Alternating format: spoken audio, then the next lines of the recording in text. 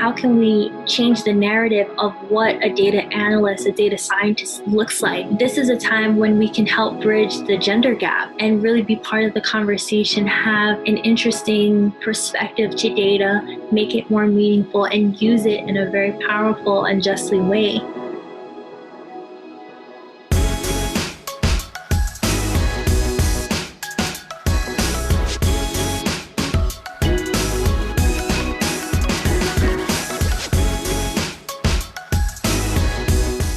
What's up, everybody? Welcome to the Artists of Data Science podcast, the only self-development podcast for data scientists. You're going to learn from and be inspired by the people, ideas, and conversations that'll encourage creativity and innovation in yourself so that you can do the same for others. I also host open office hours. You can register to attend by going to bit.ly/ADSOH.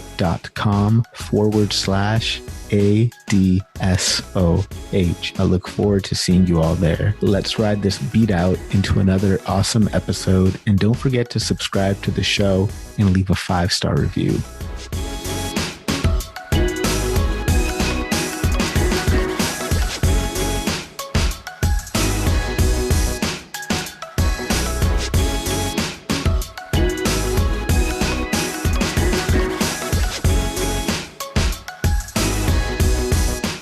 Our guest today is a woman in data science ambassador. She's earned a bachelor's in public health from the University at Albany and an MBA from Mercy College, which she completed in 1 year and graduated in the top percentile of her class. She's currently working as a data analyst, collaborating with administrators and medical professionals to develop impactful analysis utilizing data mining, visualization, and modeling to drive business solutions. She's a passionate advocate for educating women regarding data career opportunities and spreading awareness about the advancement of women in the tech industry. So please help me in welcoming our guest today, a Forbes Under 30 scholar, Ashley M. Scott. Ashley, thank you so much for taking time out of your schedule to be on the show today. I really, really appreciate you being here. Thank you. I'm so happy to be here and just have the conversation in terms of data analytics, just sharing a little bit more about my story, and hopefully I can inspire someone else to impact on this journey in their life, whether it's learning more about data or how to use it in their own business and their job, and just get the conversation going. So thank you so much again.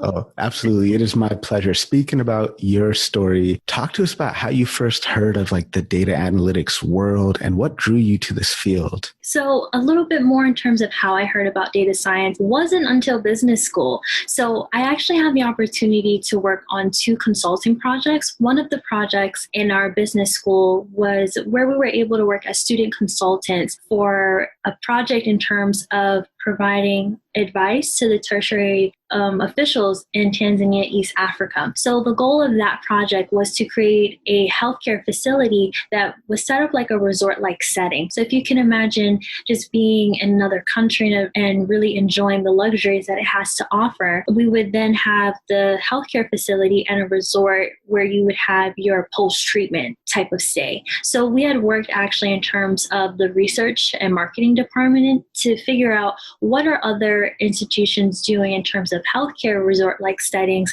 and how we can really ensure that patients get an overall, successful procedure from start to finish, whether that's being in a country that's not their native language, or maybe to help offset some of the costs. As you can imagine, to do medical procedures here in the United States can be very, very costly, and doing it sometimes out of the United States can actually save you a lot of money. And we were trying to work in terms of building that first class, very luxurious but efficient top of the line facility there. And another concentration that I had worked on with the consulting company was actually creating a graduate level in the business school. So this was really talking about master's in business administration, but in terms of healthcare administration. And initially, when I started business school, that's something that I wanted to get into. So finding out that I could actually use data to create another graduate level concentration with within the business school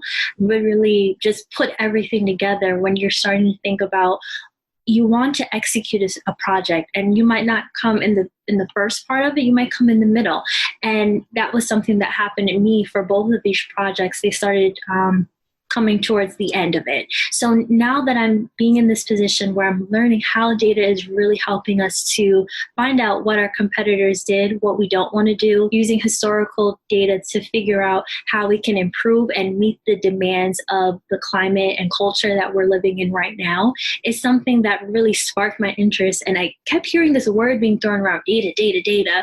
And I'm thinking to myself, what is data?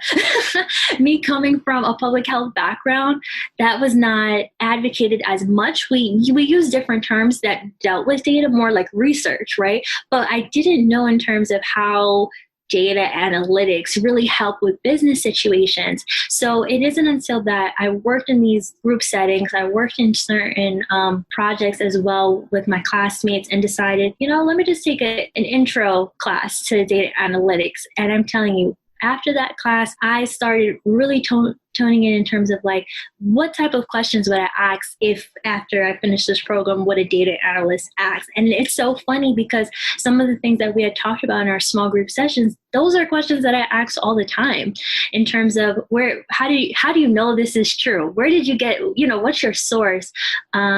In terms of what worked, what didn't work, testing different hypotheses. It's just so funny to see that there was a career waiting somewhat for me and I didn't even know. So I think it kind of just came into my lap, and those are one of the things that drew me to it. It was something that was natural to me. It was something that allowed me to learn. I do believe that I'm a lifelong learner, and I've constantly like to keep in terms of like trending topics and things like that. So data analytics is something that you learn it at the beginning of the year, and you have to keep learning a little bit more each day. So this was something exciting for me. And as soon as I started sharing a little bit more in terms of what I'm doing, I was able to connect with more people. So it was just great in terms of how everything meshed together, and we could really think about how we're improving business decisions based on learning our business industry, learning their KPIs, testing new hypotheses, and things like that. So I'm just so excited when I get to hear about data analytics, data science, because it's so vital in a number of industries. But until you start shifting how you ask the question, then you can see this is data. And I think a lot of companies have been sitting on this information for a long time, but we just didn't know how to use it to its full capacity. Yeah, I absolutely love that you've cultivated like the data science mindset for yourself, because it really is about questioning things like a scientist. It's about creating systems like an engineer, or thinking about things in systems like an engineer, and then communicating like a business person. So it sounds like you've really done a good job cultivating that data science mindset. I think that's going to be really instrumental in taking your career to the next level. And I like, it sounds to me like you have a very human-centric approach, a person-centric approach with how you do your work as a data scientist, data analyst. I think that's really awesome. You've been in the field for a few years now. How much more hyped has it been since you first broke into it? Prior to actually getting into this field, as I mentioned, I didn't know much about data science. And when I started doing a little bit more research, at one point, the biggest headline that I kept seeing in terms of like Forbes and Business Insider was that it was the sexiest job of the 21st century. And it seemed very lucrative. It really brought me in. And I was actually interested to see like, okay, well, I majored in managerial analytics at a few courses in my MBA program. So I started thinking to myself, okay, how can I get a part of this? How can I be a part of this? And I think because the field of data analytics, data science is still relatively new, I hear it more so as a business buzzword, I should say. And it's usually categorized with different skill sets and different job titles. I noticed when I started reaching out to more people and I asked them, what is a data analyst in your job compared to somebody that works in a completely different industry? So I'll give you an example. I work in higher education, right? So a data analyst in higher education does not do the same things as a data analyst would do at Facebook. And it's not to say that anyone is better than the other. It's just the needs of the business are different. And sometimes what happens, and it can be very confusing is that in terms of getting into it, it becomes a little overhyped because you don't know how to get in. You don't know, do you study more data mining, data engineering? How do you prep? How do you get a chance to be knowledgeable of artificial intelligence, machine learning, and things like that? And I've noticed that in the midst of the hype, it's great because we're having the conversation, we're understanding data is vital, but sometimes it's hard to differentiate the difference, right? Because I remember I had a conversation with you in terms of being a data scientist, right? But to some people, being a data scientist focuses more on machine learning, deep diving into the data, artificial intelligence, whereas somebody else who works as a data scientist might be thinking about it in terms of marketing analytics or knowing more about the business structure and how to generate more money. It is hype, and I like that it's hyped because now if something's in your face and everyone's talking about it, but not everyone has the same definition, that's when we come in. And that's when we can really work on the different types of what this role is, what that role is. Because as I'd mentioned before, it's an umbrella. But now we're putting everything together to actually form that shell, that covering, I think. You've got a really unique combination of education and experience, having studied public health in undergrad and then doing analytics for your MBA and having worked in the healthcare industry, even currently, I believe, as you work in higher education, you're still kind of in the healthcare aspect of higher education. You work for the Albert Einstein College of Medicine. Really interesting and unique background. And I'm wondering, how do you see data analytics impacting the healthcare industry in the next 2 to 5 years? Right. So that's a really great question because, newsflash to everyone, we are experiencing a global pandemic. We're learning how to shift, how to adjust, and really cope with it, right? So in terms of seeing big data being used in healthcare, I see now in terms of if I want to make an appointment with my physician, the process was that you make the appointment sometimes for 2, but you don't see the doctor till 3:00. And you're sitting right next to different people who probably are early or late for their appointment, whatever the case is, right? So you can imagine there's a lot of foot traffic. There's sometimes you can bring your pets, you can bring your small children, all of that. And now the data is suggesting that we're pushing now for new innovations, new technologies, such as artificial intelligence working on virtual reality, the VR, so that doctors can understand like what's going on with the patient if they were to do like a virtual type of scenario, if you will, to practice getting that experience. So thinking about like the training for medical doctors, right? And now another popular type of technology that's in the works as well is telemedicine. So you can imagine before you'd have to be in the office, you'd have to go through different stages before you see the doctor. Sometimes you wouldn't even see the doctor. Sometimes you would see a nurse practitioner or you would see a physician assistant. Now you know that if you're going to make the appointment with whoever it is, you're locked in with that session. And it really helps too when you think about more vulnerable populations in terms of commuting to actually get to the appointment, travel time or taking off time for work and things like that. It might be more of an inconvenience to go to their actual appointment compared to having a certain time that's allocated for your physician and you to actually meet. These are new technologies that are coming up that probably weren't implemented as much. And if you look back in terms of the core curriculum, that's something that a lot of our students weren't really learning too much about. But now that they're doing clinical rotations and they're now thinking about what is the etiquette that they need for telemedicine, because as you can imagine, you have this session and you're with your physician and you're honed in on it, but it's not the same where if I say, hey, my arm is hurting me, right? You can then touch it, you can feel if there's a bump or something like that. You have to rely on an internet connection to make sure that your call doesn't drop. God forbid, you don't know what's going to happen and things like that. So I think it's a really great opportunity for us to get more data. Data is constantly being generated. There's a quicker turnaround time in terms of getting a response back from your physician and even from getting information for your pharmacy. Before you would probably have to wait online with the paper script, right? And send it over to your pharmacist to say, hey, I just need a refill of X, Y, and Z. Now it's something so simple as you can do it on the app. And we might not think about it, right? But our local pharmacy is taking that information. You can even have a mailing in pharmacy. So as much as it's limiting that interaction in some ways, in the sense that you are more independent, you can do it for yourself, there is data being collected. I sometimes get phone calls in terms of, hey, do you need another refill of this medication or such, or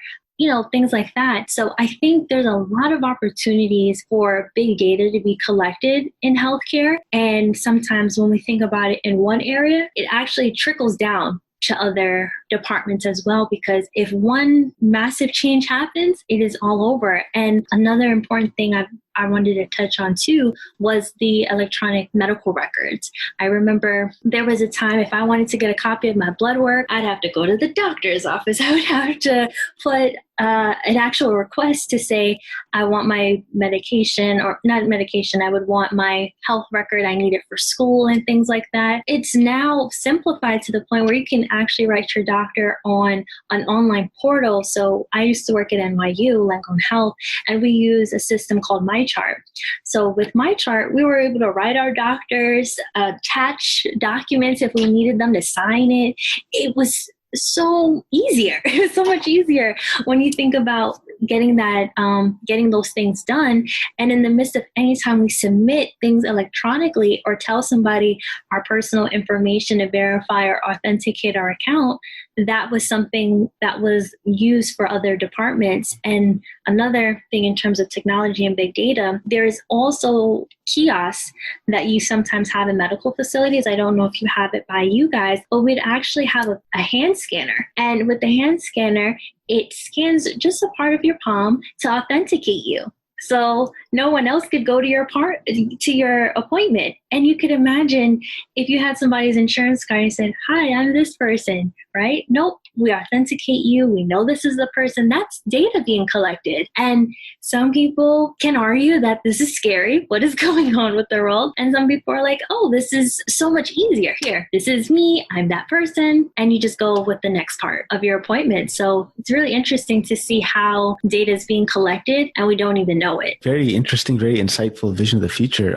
So I'm curious, like you mentioned, there's so many opportunities now to generate data, to get data collected. As practitioners in the data analytics space, in the data science space, what do you think will be some of our biggest areas of concern as we move towards this vision of the future where, we're getting this really kind of biometrics, like precious personal data generated about us? As a practitioner, what are some things that we should be mindful of, that we should be concerned about? Right. And now that I'm thinking about it in terms of being in a data mindset, I showed you my palm, right? But that could be something that harms me in the end effect because, you could take a picture of my palm. Like, it's just, you have to be very careful with what you show and what you don't.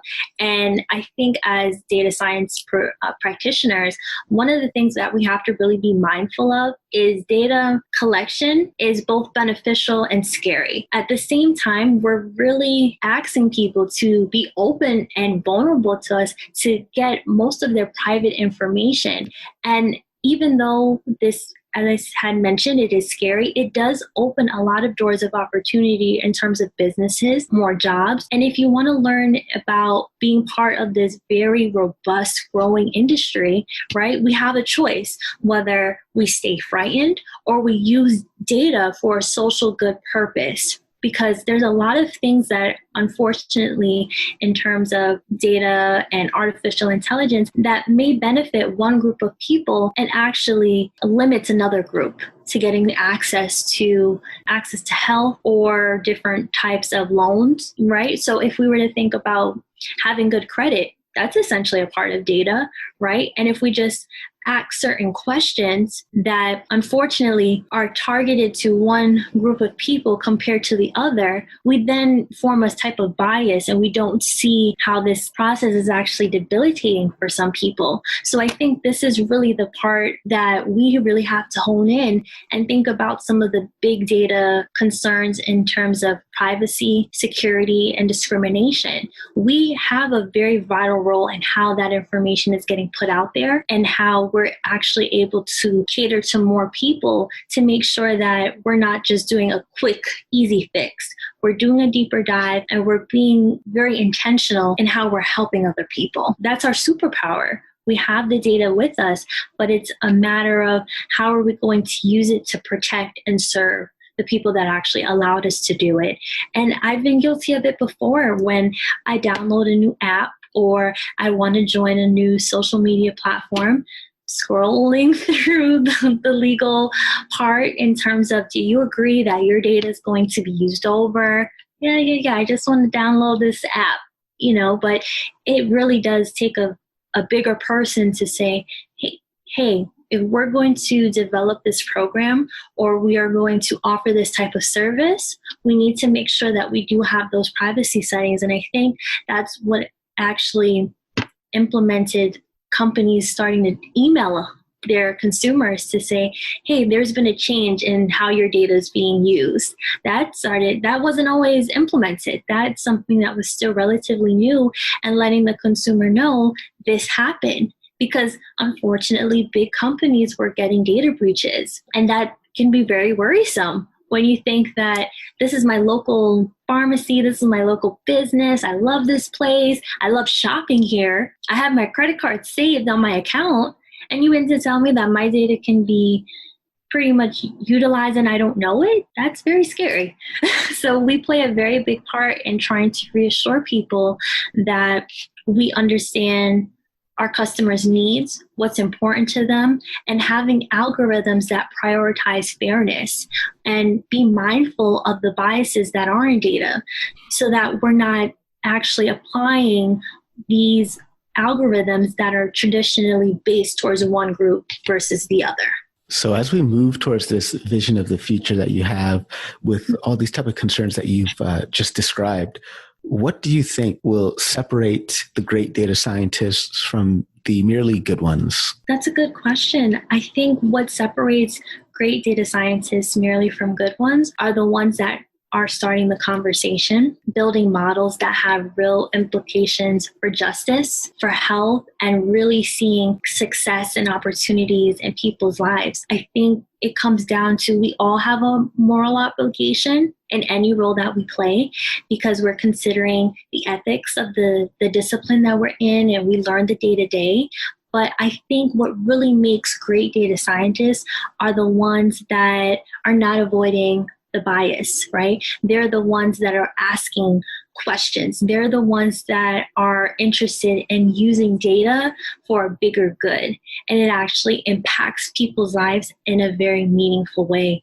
I think it's up to data scientists to focus more on the intelligence connecting with people and the emotional intelligence. I've mentioned that in some of the soft skills that I've learned over the last few years and that I've seen embark real change and real conversations with people, because as much as I am a data analyst in terms of my day job, I play other roles as well.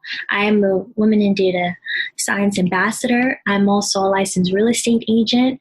I'm also a friend.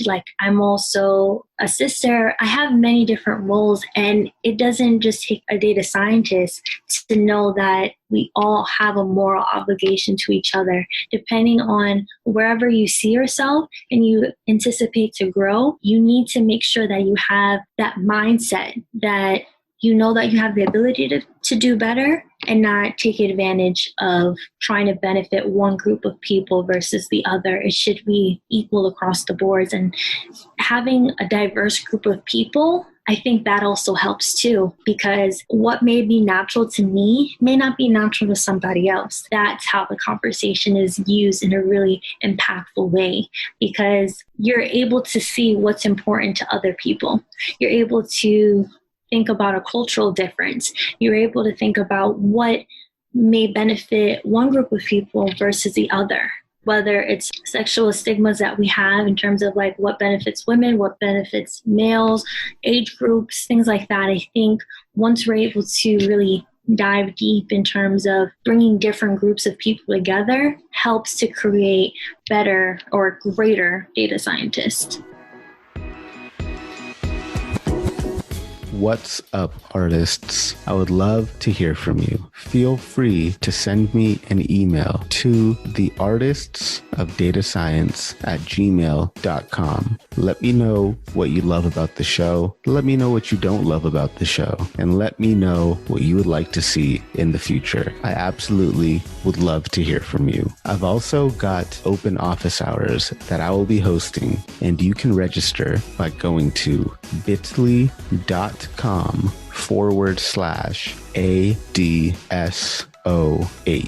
I look forward to hearing from you all, and I look forward to seeing you in the office hours. Let's get back to the episode.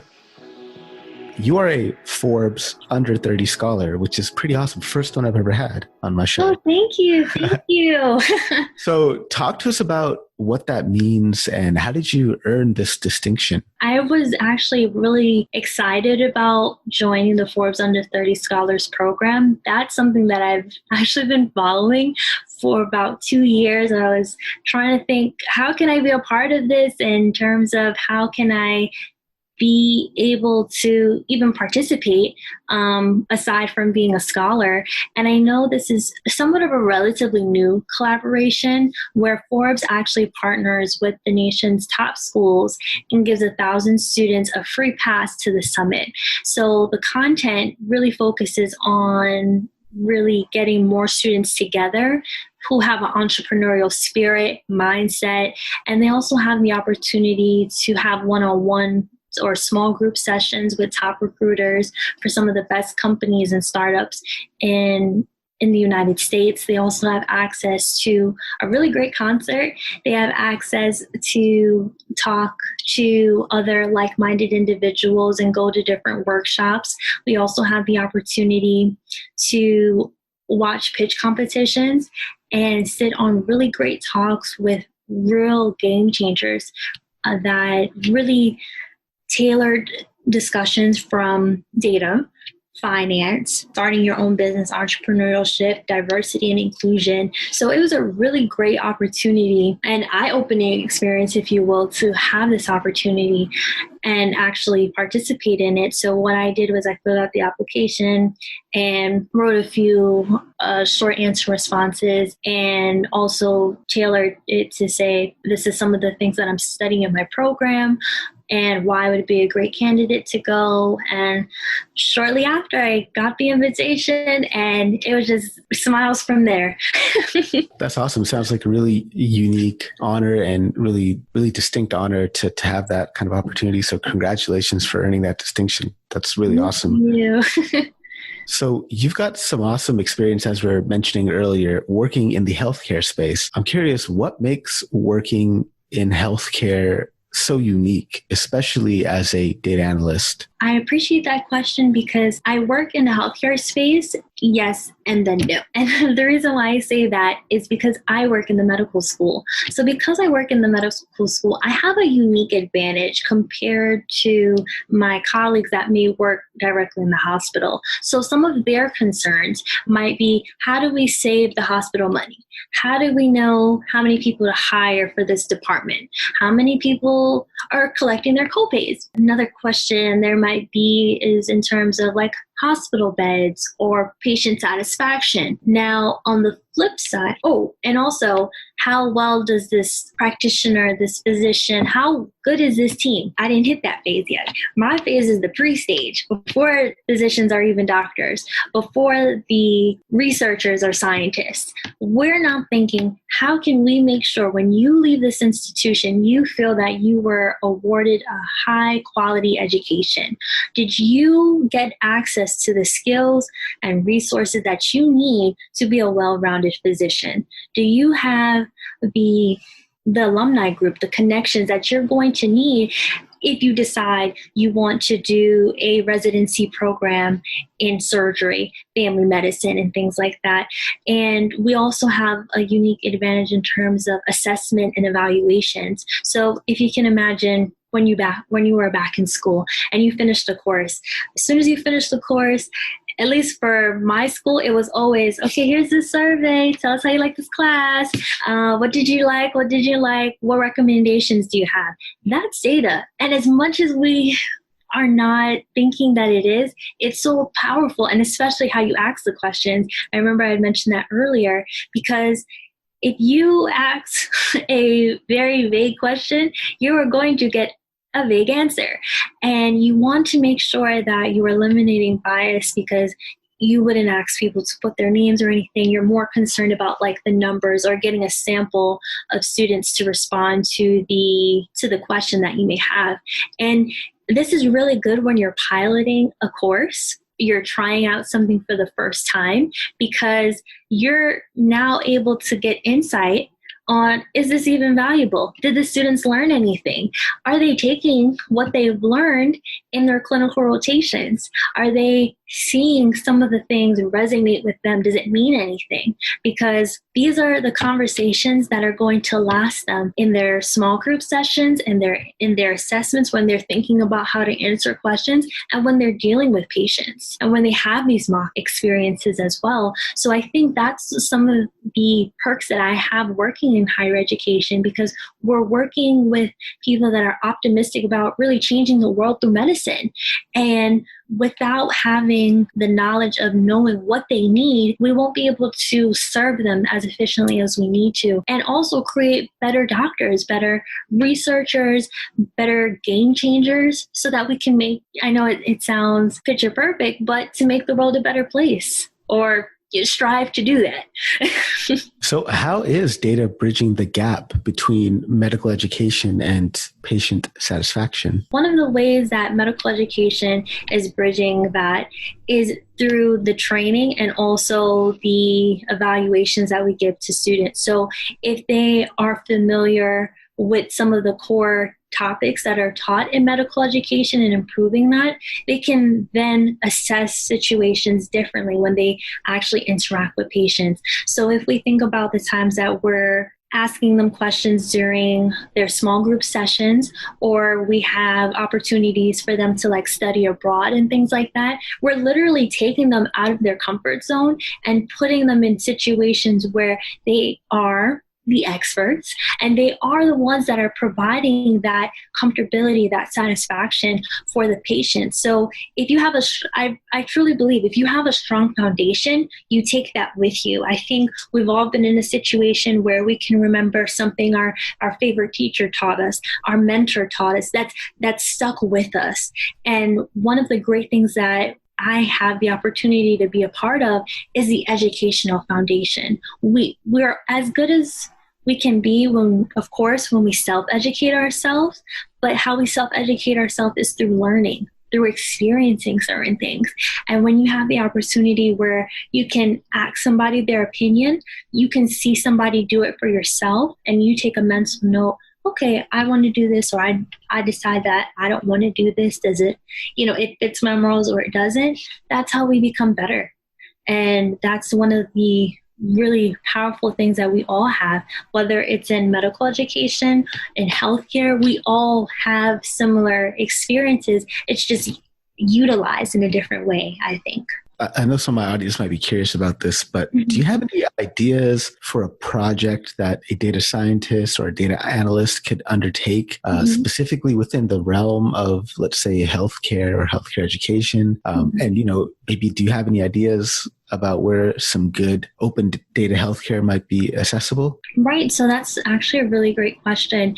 You have a great opportunity to find data, because there are so many free data sets online. I remember when I was doing my capstone project for my business program, I actually talked about medical tourism and how to actually implement medical tourism in Puerto Rico. And I thought about that because Puerto Rico is one of the poorest here in the United States. So I was thinking in terms of, okay, they use our same money. For the most part, they do speak English. So you're technically coming out of the United States, but still in a tropical area, so to speak. And one of the ways that I got that data was through the library. And that was a free resource that I was able to use. There's also a website, if I'm not mistaken, Simply Analytics as well. There's also databases available through Kaggle, GitHub. That was really great too. And sometimes you can actually contact medical facilities and ask them, do you have an open data source that we can use? They might actually give you a sample piece of it. A lot of nonprofit organizations have access to databases as well. So depending on if you share with them, for example, if you are able to connect with somebody and share with them your project, what you're interested in learning about and solving one of their business problems, or sometimes they may even tell you, depending on who you actually get in contact with, they might actually give you a sample and ask you if you would be able to solve that problem for them and send them the results back. So in a way, you put yourself out there as a volunteer, but you benefited because you had access to data that probably another person did not have. And that's something really powerful in the sense that you can, one, build connections, build relationships with people, and you never know if you've helped solve something that took their team a little bit longer because unfortunately they didn't have the resources. So those are a lot of different ways that you can have access to open data sets. And also if you wanted to do similar like competitions and things like that, or look in terms of, let's say, the institution's website, right? And you see an area that actually can be improved, or you see that they have a job opening. This is a really great time to get in touch with the recruiter and, just mention, hey, this is something that I'm interested in finding out or helping with. And in the midst of you applying for the job and making that special connection, you're then able to spark their interest. Because if you think about it, everyone else just applied for that job, but you took the time to actually reach out to the recruiter, say, hey, this is something that I'm working on. This is something I'm passionate about. I would love the opportunity to just talk to you a little bit more about what I've learned and get your opinion because you're in that industry. No pressure, but I look forward to hearing from you. Here's my contact information. If you would like to follow up on some of the work that I've been doing, here's my GitHub. This is my blog post. And you'd be surprised how many people follow up with you. And it might not just be the recruiter. It might be somebody else because you had started putting out that free information. And in the midst of doing that, I've actually had people tell me, oh yeah, I got this database from this place. Maybe we can combine it and this can continue on with your project. So I'm very confident that there's a lot of different ways that you can strategize that works best for you and helps you get the information and get you the experience that you probably wouldn't have gotten had you just applied for the job. Some really good advice and something I didn't even think about that was possible to go reach out to nonprofit organizations and try to get some of their data and help them solve a problem. That really helps you out in many different ways. First of all, you're doing something good for your community. Right. You're getting to work with some real world data, solving a real world problem, and you could put that on your resume as a bit of actual work experience. So yeah, thanks for sharing your insight on that. That's really, really insightful and appreciate that. I know our audience is going to really enjoy hearing that as well. I hope so. Yeah. Yeah. Because as I said, I come from a public health background. So some of the areas that I've worked in, we're really just sitting on data. And it's not to say there's anything wrong with the institution or their workflow, but sometimes they just don't have the willpower, they don't have the manpower to help them execute other things because now it's at a point where people are taking on more than they assigned to. The fine print in the job description that says, an additional task is needed. Those things started piling up, work environments changed. There's just so many different factors. So sometimes in the midst of you taking on more, other things get neglected. But this is where you would come in as the aspiring data scientist, aspiring data analyst, and offering your help. And it's okay if you reach out and you don't get a response. It's completely fine. I wouldn't take it personal because, as I said, there's other data sources that you can use that are free. And you can put it on your website. You can advocate, share with more people, use the power of hashtags, and it would gauge the audience that is just right for you. Just because the person that you wanted to connect with didn't reach out to you doesn't mean that it's a lost. completely, because something else may have been coming your way that you didn't even see it, because you're so concentrated and focused on building a data set that is intentional and helps other people, that a different set of people actually come your way. So when it comes to careers in the data space, like there's so many different types of roles. We've got data analyst, data scientist, machine learning engineer, data engineer, business intelligence engineer, like the list goes on and on. Right. How can someone who is new to the space decide what direction it is that they should take? That was something that I struggled with. I will be completely honest with you. One moment I woke up and I said, I want to be a data analyst. Next thing I know, I read a job description and I said, I want to be a data engineer. So it really can be a challenging part in your career when you're trying to convince yourself first that I'm not going crazy. And then the second part is that this is the role for you. What I started to do was look at the job descriptions a little bit more and think about, is this something that I want to do? Because I noticed that I had mentioned to you before, a data analyst in one role is different in a data analyst at another company. And I think that's what enables people to apply only for data analyst roles, is because one job looks so appealing to them in one industry that it doesn't mean it's going to be the same for somebody else. So one of my recommendations is someone who's new to this and trying to figure out what to do. Take some free online courses. There are a number of courses that are available through Udemy, Coursera. There's certification programs that you can do as well for a few $100s, depending on your budget. And I would really take the time to invest to understand what these programs are teaching you, and is that something that you're interested in addition to looking at the job descriptions and being real with yourself. One of the things that I've advocated is it's okay to change your mind in your data career, because a lot of people don't know what data is anyway, and you don't need to worry about, oh my gosh, I want to be a data scientist, I want to be a data engineer. It's okay. We're all trying to figure it out. Just not a lot of people are talking about it. We've talked about which path we should narrow down, but how about when it comes to industry? You mentioned that a data analyst in Facebook is different than a data analyst in like education, right? Mm-hmm. So how can we narrow down a particular industry to kind of target which direction we want to go? I think it all comes down to a self-check, and think about the type of work ethic that you have and that you're willing to enter into your life. Because if you're working in a data role in an industry that pretty much does not sleep, you have to be okay with getting random calls, getting emails, and having deadlines that are a little bit more challenging compared to someone that's working in a data analyst role where their job stops at 5 and they will continue when they come to work the next day. So I think it really depends on, as I said, having a reality check with yourself. And also, I think this is a great opportunity to really ask the company as well. You can ask the recruiter that is talking about that job on their LinkedIn.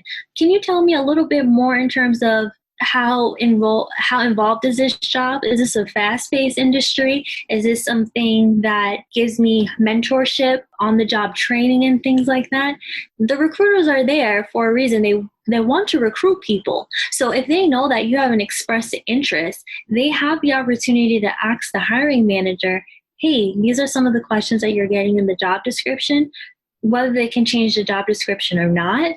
But at least you've opened the conversation, and then you can start asking, what is it that they want from you? So that you know when you're applying for jobs in this specific industry and you keep getting the same answer, you know, okay, this works for my lifestyle or it doesn't. I think that's really important, and that's an underutilized tool or skill that people are not using sometimes. And it's no fault to their own. I think sometimes we get scared writing the recruiter. We get scared in terms of like rejection, or will they write back? But as a recruiter job, they need to recruit people to get in. So the more that they can help you narrow down if this is the career for you or not, this helps them too, because they don't have to go through your resume if you are not interested in this job.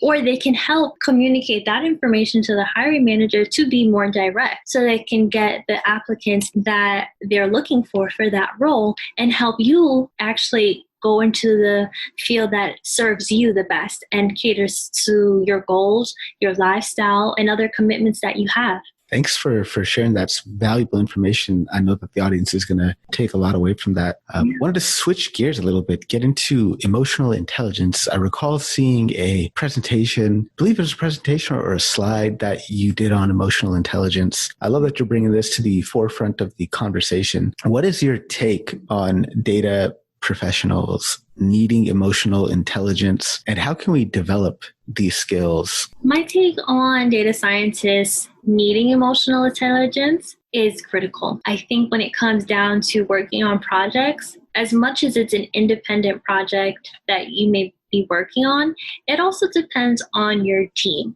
And it depends on when you're working with people, if you're comfortable asking them, can you help me? Can you give me some insight on this? Because you may or may not have ever seen it before. And you know that at least when you take that information to your manager or send it over to your stakeholders through digital format or visualization, you know that it was great quality because it stemmed from getting more insights, having that time to ask people, hey, what are your thoughts about this? Making them feel included, asking different groups of people. And I've noticed too, sometimes when we think about data, as much as we're collecting data at a very quick rate, we have deadlines to be met, right? So if you know that you need something from somebody in a different department, you do not work with them, you probably see them in the hallway and you're thinking to yourself, this person never writes me back on my emails, right? But I know their assistant. I'm able to then ask the assistant, hey, do you know when your boss is coming back in? I need a little help. I'm in a jam. And then you just never know if that helps to expedite the process a little bit more so that you can make sure that you're meeting that deadline. Or sometimes you have to reach out to your manager and say, hey, I'm kind of in a bind right now. I have what I need, but I'm missing parts of it. And you can only do your job when you have data, right? Because it's up to us to clean it and to really make sense of what it means. But if you don't have the data, you're kind of stuck. So having that emotional intelligence is really important because it helps to make your job a little bit easier. And I say that because this is an industry that's changing rapidly. And if you don't have an outlet, you don't have an opportunity to reach out to people to help you develop these skills in terms of communication, in terms of time management, in terms of research, that's going to show when you speak to your stakeholders and you're telling them through your visuals, this is what you need to do, this is what you need to do. It's hard when you're coming from a place where the stakeholder has been doing certain things for several years, maybe the start of the company, and you're coming in and you're shifting the whole perception of what they need to do, or even saying what they're doing is wrong, but not as bluntly as I'm saying to you now, right? So having that emotional intelligence engages whether people will be receptive to what you're saying, because having those soft skills also goes into storytelling. Can you go into a room with people who don't know what you're talking about, who don't know what code is, who don't know your day-to-day, and make it make sense to them? That's a skill. And it's not something that comes up overnight. It's something that has to be practiced. And when you're able to have this human component to it, you're able to connect more with what scares them and how you can help them not feel as scared, help them reassure them that their business is not going to crumble and everything that they've ever dreamed of is not pretty much going to waste, because you're going to be able to use the data to say, hey, this is what we found, this is what we are recommending you to do, and we take the next steps. As much as we try to give each other reality checks, sometimes it's hard. Yeah. So you talked about data visualization and storytelling. I was wondering if we could dig into that a little bit. So what makes a good data visualization, and what are some common mistakes that you see people make when visualizing their data? I think what makes good data visualization is knowing what's important to your company. What's your company's values and missions and what they're looking at. Because you can make a beautiful visualization, but if it doesn't answer any of their questions that they've had, if it doesn't gauge conversation, what did you really do? And that can be a hard pill to swallow when you think about the amount of work that it took you to get to this point. It's not that your visualization is bad per se, but it's not as useful to whoever you're showing it to. I think some common mistakes people make when they're making visualizations, I've seen consistency is off. The way that they present the data is not engaging to them. Your audience gets bored. They're not excited. They don't see consistent colors, right? There's an orange, there's a blue. Sometimes it's just better to stick with your company's colors or keep it to like 2 to 3. Common mistakes I see people make that they have the data, but they can't explain what it means. It's one thing going from like a spreadsheet or a whole screen of code to then just show numbers to people, or to show a visual that has too much information. And I've heard good things and I've heard bad things about using pie charts in visualization. Some people are like, no, do not use a pie chart. It's misleading sometimes because how you may orient it may look like it's favoring one area compared to the other. Sometimes the visualizations have too much details where you can't process what's going on. And I think those are some common mistakes that people make when they're making visuals. But the bright side is when you make visuals, you can then ask people outside of your team, can I spend 5 minutes with you? Depending if you're allowed to share that data or so, but just your technique, your style, are you engaging? Does it make sense to people when you tell them about the information that you found on your visual? Because that can go a long way, because you only have a few minutes to capture the audience and show them that you're an expert in the data that you were working with. And you want to make sure that you're able to hone in on those skills and you're able to answer their questions effectively and give really great recommendations to move forward with. I've definitely been guilty of that in my career,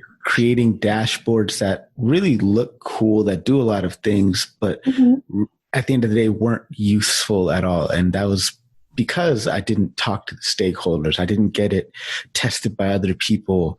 I just wasn't understanding what their needs were. I just created something that looked cool to me, not useful to them. Talk to us about if we find ourselves, like let's say a data scientist finds themselves in a room full of executives, they need to communicate their data. And you mentioned sometimes people might be guilty of not knowing what their data means, or guilty of not being able to explain what they did in a non-technical kind of manner. Do you have any tips for data scientists who find themselves in those situations? Right. I think one of the recommendations I would have is to practice. And practice in terms of looking at your data, and even if you didn't work on it from start to finish, be a part of that process, be a part of the conversation. When you get data, don't just accept it with a blind eye. I recommend you look to see like, okay, this pairs with that. Like it makes sense to you. You can map it together, because I can give anyone with a spreadsheet that has, for example, I'll think of a sample in higher education that has a class name, that has the grades, that has the teacher's name, right? But are these scores consistent of quizzes? Are these exams? Are these what kind of assessments are these? And once you're able to check yourself, like, what did I get? What does this data mean, right? Then you can think, all right, what was the question that was asked of me? What was my goal? What was I supposed to figure out? Because as I said, you can have all this data, but it's not helpful for you. So once you're able to think more in terms of what is required and asking specific questions then, and even so, when you take that data back with you and something comes up, it's okay to ask, because what's happening is now you're building that mindset to be an investigator, to solve the problem that everybody's trying to figure out the answer to. And as I said, you can get a lot of data, but it doesn't mean that it's useful. So one of the things that I would also recommend is just thinking about honing in on, sometimes you got to keep it simple. Keep it simple, because sometimes when you try something out that you're not confident in using, you can stumble. You can then second guess yourself in the middle of actually presenting your data. Whereas somebody, if they were to ask you, what's your name? You can confidently say first, middle, last name, birthday date, because you know that, you own that. You're knowledgeable about it. But if somebody asks you about something that you're not too familiar with, your voice kind of goes a little down. At least for me, my voice gets a little bit lower, not as confident. I can't embrace it. And that's why, yes, you can try new things. I'm not encouraging that you don't, but make sure when it comes down to the final stage, you're able to be confident in what you're saying. And you can also ask during the presentation, if you're interested, I can show you a different perspective, or I've been working on something else, so that they know it's in the works. And you can gauge to see like if this is even valuable to them. What tips do you have for data scientists or any data professional that's on a team environment, and let's say they're scared of looking like they don't know something? They don't want to openly communicate that with their teammates. What would you say to somebody who's in that mindset? I would actually see if it's possible to ask colleagues who are data scientists but not in your role, because I think there's a way of communicating that you're unsure or you're not knowledgeable about something, but phrase it in a different way. So if you have, and what's worked for me is like having a data science mentor, a coach. These are the people that you can ask and feel that you can be your open, honest self. Because as we've all seen in the workplace, it's not always going to be an opportunity where you can say, oh, I don't know, because it's expected for you to know. But when you have somebody in your corner that's been in the game a little bit longer than you can have these conversations. You can role play on how the answer will be. And you never know if that person can even help you, right? So that is something that I would really recommend, is just seeking out those relationships with people. And I don't say that so that it can be one-sided. I say it so that you can also offer insight to them, help them with their workload, and have the conversation and also make it meaningful. I think when you're able to do things like that and take it back with you and you share that, it's nice. It's nice to hear that somebody's insight had helped spark a conversation or solve an issue that they probably didn't even know that information was sitting under them this whole time. And this is where you're able to get out of your comfort zone. I remember we had a conversation earlier. If it doesn't scare you, right, you're not getting better. You condition your mind, you condition your soul so that you can brace these challenges, because every day we're facing something new, but we don't have to go it alone. And I think that's really key. Excellent advice. I absolutely love that. So I was wondering, can you speak to your experience being a woman in data? And if you have any words of encouragement for the women in our audience who are breaking into or currently in the data world? I would just tell them, congratulations on even considering this. This is a really great time to be part of data. This is a really great time to reach out for help, because a lot of us have questions. And as I mentioned before, a lot of us have questions and we're already in the industry. And we're just trying to think, what is the next step? How can we be better? How can we change the narrative of what a data analyst, a data scientist looks like, and what are their roles? This is a time when we can help bridge the gender gap and really be part of the conversation, have an interesting perspective to data, make it more meaningful, and use it in a very powerful and justly way. And one of the recommendations I would have for them is to actually reach out to people in the field. There's really a really great set of resources that are available. One of the organizations that I'm a part of is Women in Data, and I've done a few talks with them as well. And one of the perks that they have is their mentorship program, where they can actually help you with career advice, attending events, getting access to resources, class settings as well. So like a group setting where we would learn how to code together and building those relationships. I feel like when you have a team with you, you feel confident. You move in a way that allows you to be assertive and be able to say, I can do this, because there's going to be days where you don't feel that confident. There's going to be days where you're sitting at a computer screen and you keep seeing error because of your data set, or you're trying to do a visualization and everything is not syncing when you put on the filter, right? But these are the times when you reach out to your community and you ask them, hey, is there a way that I can automate this? Is there a way that I can share my journey? And there's a lot of great resources online like medium.com and GitHub where people actually share some of the challenges that they face.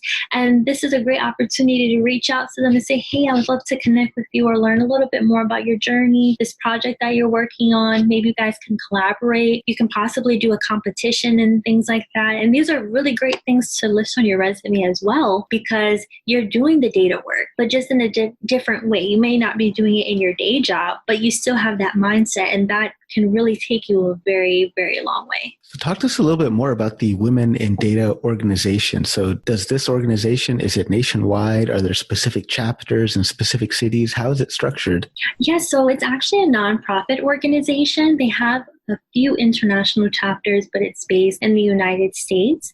And that group, that community of women have really been very helpful, very sincere in how they're able to connect with other people who are actually in the field, or what we would call as like data newbies. And I'm very passionate about this organization because I just started sharing a little bit about my data analyst journey, and I put it on LinkedIn. I was sharing pictures, and they actually reached out to me and said, hey, we're doing a webinar series. We're doing a talking conference as well, and we think that you would be a great fit. And I thought to myself, me? No.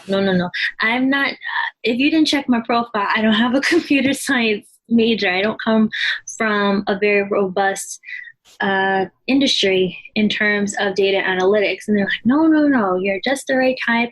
And as I said, having this group of people backing you up, supporting you, giving you resources really enabled me to feel confident and feel secure in saying like, hey, this is my journey. These are the challenges that I'm facing. These are the things that I've encountered.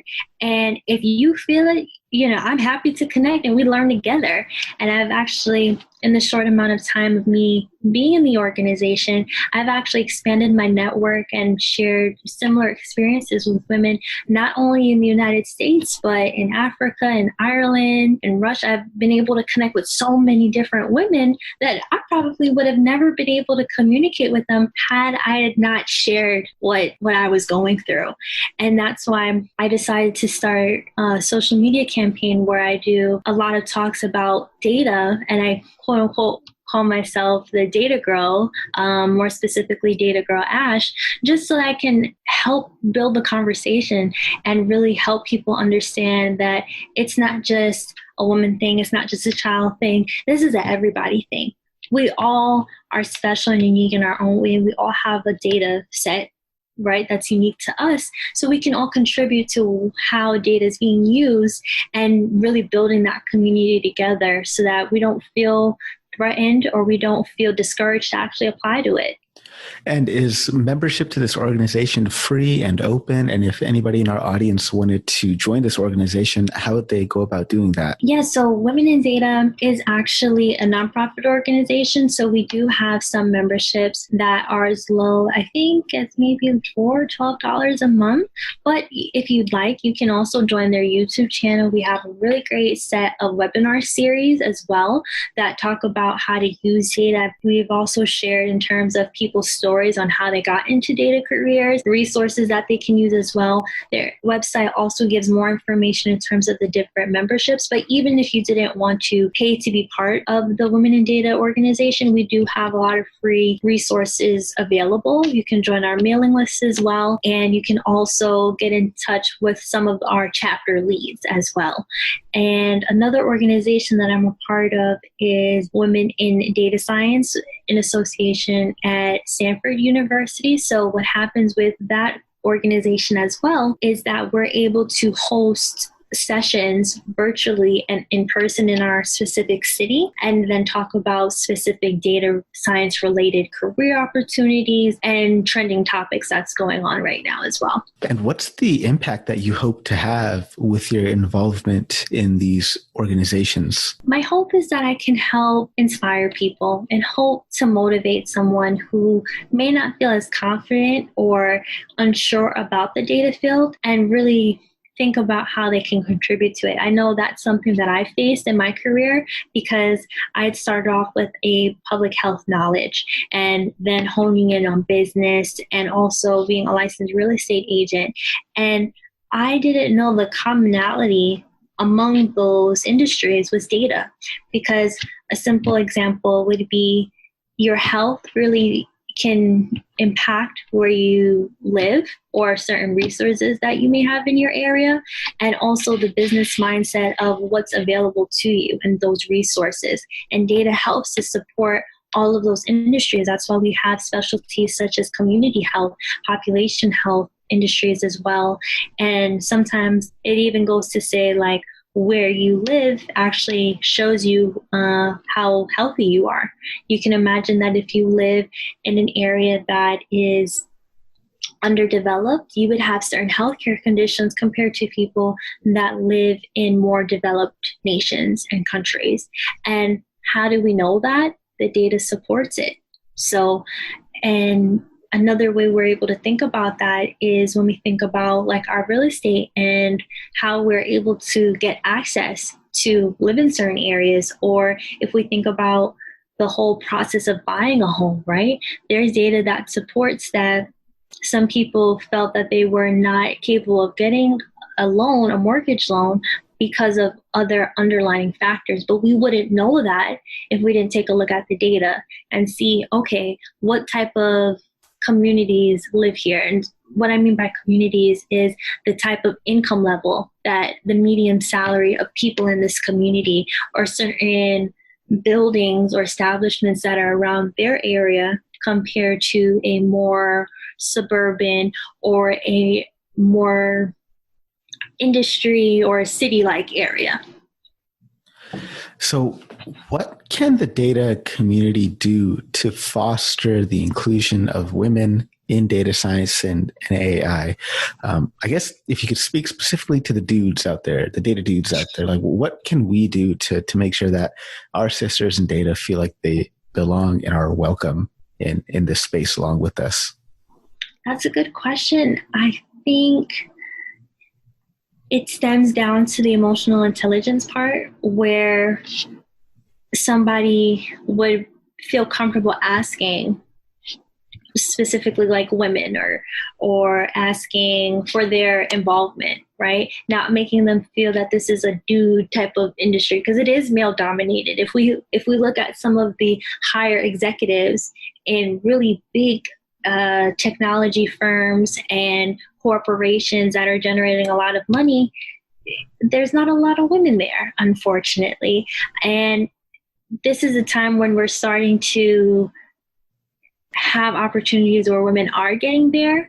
And I think it is a work in progress, but I think it takes time for people to understand that we bring value and be willing to accept a different perspective. I think that's where it stems from. And also, I think it comes down to like bringing diversity in the group. I wouldn't want somebody to like have it forced upon them. I would want them to be open to it, because people can tell if it's genuine or not.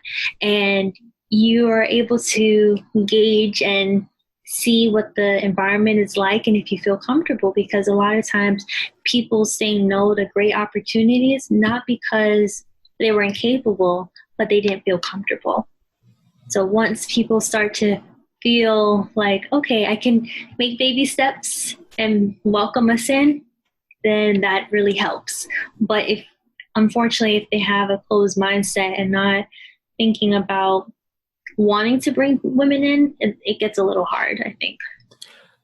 Absolutely love that message. It's a great message for us out there. So last formal question here before we jump into a really quick lightning round. And that is, what's the one thing you want the people to learn from your story? I think one thing I want people to learn from my story is it's okay to change your direction.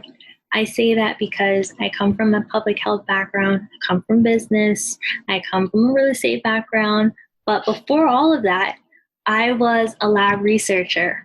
I worked at the Department of Health and I was doing research in a microbiology lab. I had worked on a research paper. We got published. And in that time of my life, I was confident I was going to be a scientist. Life happens. People come into your lives. You learn certain things. You adapt. And you find that you may like other things. And that's okay. I want people to own their story. It's okay that you're not traditional. That's your superpower. That's something that you put in your cover letter that nobody else can put. That's something that's in your bio that no one can take away from you. And I think that's very powerful. I agree. That's absolutely amazing. Love that. So let's jump into a lightning round here. So Okay. First question, if you could meet any historical figure, who would it be and what would you ask them? I think I would love the opportunity to meet our former First Lady, Mrs. Michelle Obama. And I say that because after seeing how vital she was to our conversation, in terms of seeing how she really embraced a lot of challenges that came her way, she was really able to show us it can be done and it will be done. And one of the things that I would ask her is, what is something that she would have changed in her career? Knowing what she knows now, what is something that she would have changed? And I say that because I watched her Netflix documentary recently, and I know that she comes from a background of law. And I'm just curious in terms of knowing what she knows now and how she's taken the direction of her career and is owning her presence and her power. I'm just curious in terms of what would she have done differently, knowing, the potential that she had to be the phenomenal woman that she is today. What do you believe that other people think is crazy? I believe it's okay to ask questions. I think sometimes people take things for face value, and sometimes it comes off is that they're being nosy or they're not adding to the conversation. But I think questions are a great way to find out what the underlying meaning of something is and to really gauge in terms of why that is a question and not like a statement. If you could have a billboard put up anywhere, what would you put on it? I think if I was to have a billboard anywhere, I would put something powerful, something that says being you is your superpower.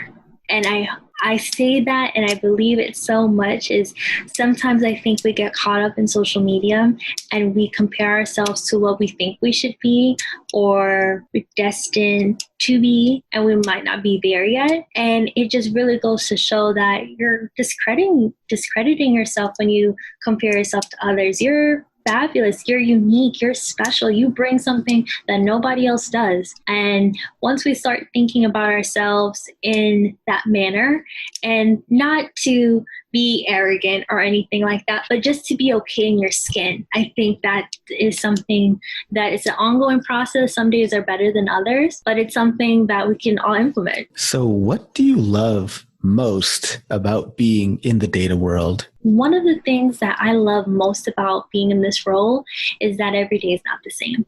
And I own that because the conversations that I had probably a year ago and knowing the challenges that's going on in our world right now shows that there's room for improvement. There's ways for us to stay on our toes. There's an opportunity for us to continue learning and get insight from other people and really break the mold of what we used to do and change it up.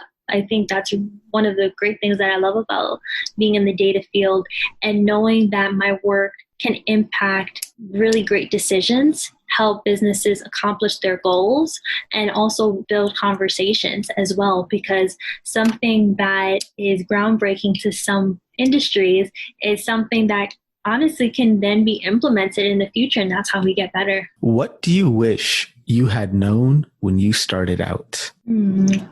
That's a good question. What I wish I knew is that there's different types of people, different types of career paths that you can be in the data path. in the data career. I say that because I was very confused when I first started in.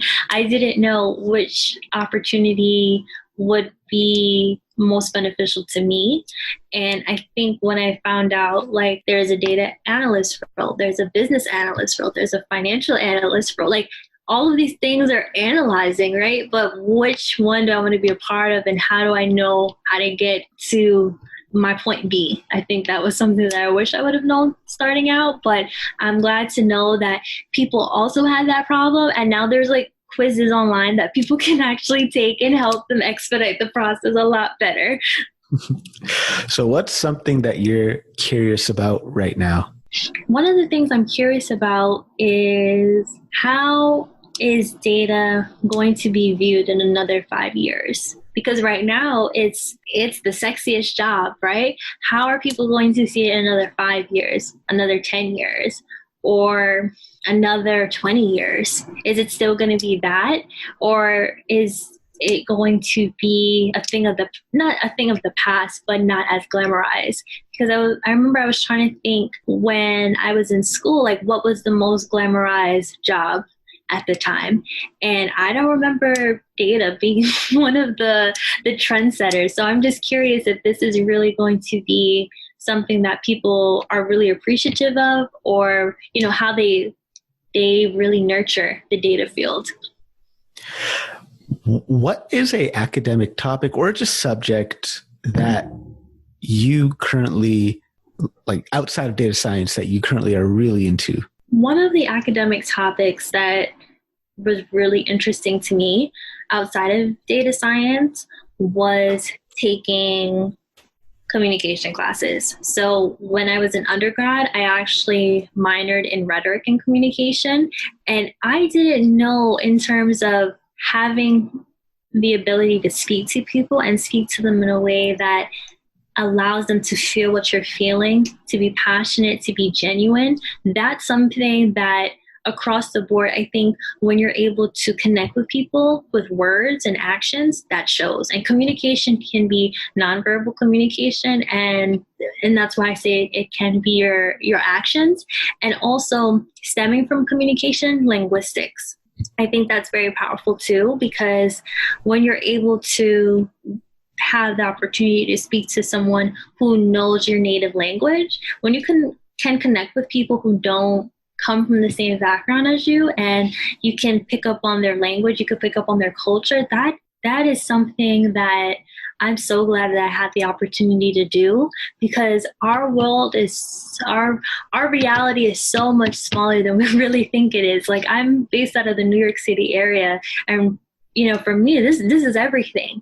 But if I was to go around to another country, another state, this is not their normal. This is very different. So I think that's something that still is very important to me, and something that I pride myself on when it comes to traveling and doing new things.